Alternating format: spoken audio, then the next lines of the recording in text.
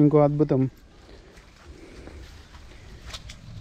చూసారా, మామిడి చెట్టు పెద్దగా అయిపోయింది, భలేగా ఉంది. దీనికి మేము లాస్ట్ వీక్ వెళ్ళేటప్పుడు కొంచెం మొదట్లో మట్టి పోసాం అనమాట. మట్టి పోసి కొన్ని వాటర్ పోసాము. సో చూడగానే మంచి ఫీలింగ్ కలిగింది అనమాట, మంచి వైబ్స్.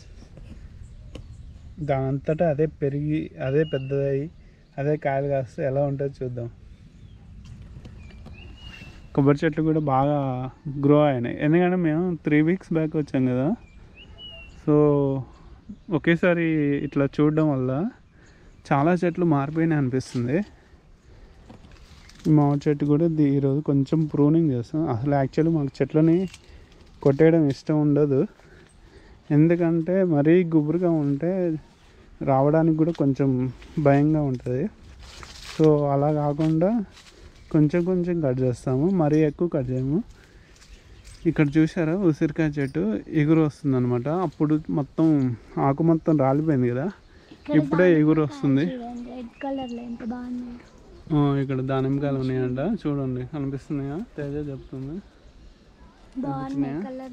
అలాగే చూడండి ఉసిరికాయ చెట్టు చాలా పెద్దగా అయింది కానీ ఇప్పుడే ఎగురు వస్తుంది. అలాగే మా ఫామ్లో ఇలాంటి వేప చెట్లు చాలా పెరిగాయి ముందు, ఎందుకంటే ఇక్కడ పక్కన వేప చెట్టు ఉంది.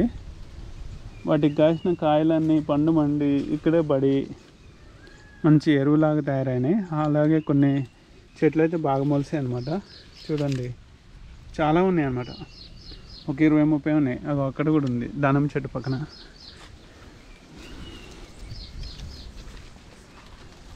చూసారా, మేము వీటిని తెచ్చి పెంచలేదు, వాటంతటా అవే విత్తనాలు పడి అవే మొలిసాయి. ఇలా చూస్తే చాలా బాగా అనిపిస్తుంది. ఇది వచ్చేసి మా ఫేవరెట్ స్పాట్.